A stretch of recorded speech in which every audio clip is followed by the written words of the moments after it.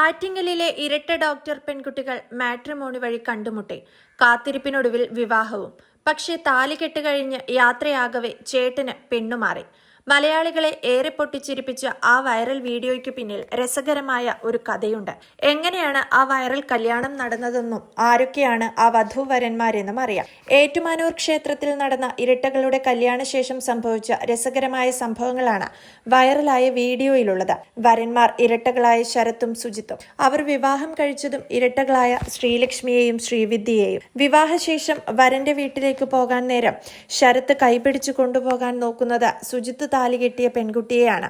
ആ കുട്ടി അത് പറയുന്നതും വീഡിയോയിൽ കാണാം. അനീഷ് എന്ന ക്യാമറാമാൻ പകർത്തിയ ദൃശ്യമാണ് സോഷ്യൽ മീഡിയയിൽ ചിരി പടർത്തി വൈറലാകുന്നത്.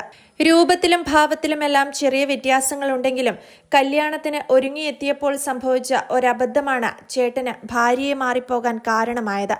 പിന്നാലെ അത് കൃത്യമായി ക്യാമറാമാൻ പകർത്തി സോഷ്യൽ മീഡിയയിലിട്ടതോടെ സംഭവം വൈറലാവുകയും ചെയ്തു.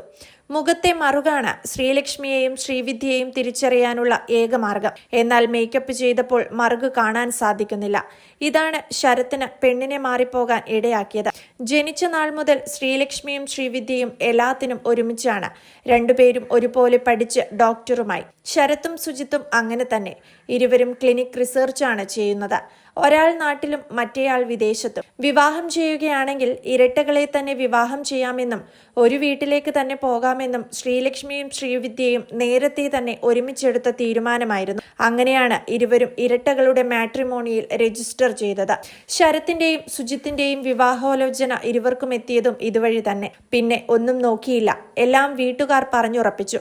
മൂത്തയാൾക്ക് മൂത്ത പെൺകുട്ടി, ഇളയാൾക്ക് ഇളയവൾ എന്നിങ്ങനെയായിരുന്നു തീരുമാനം.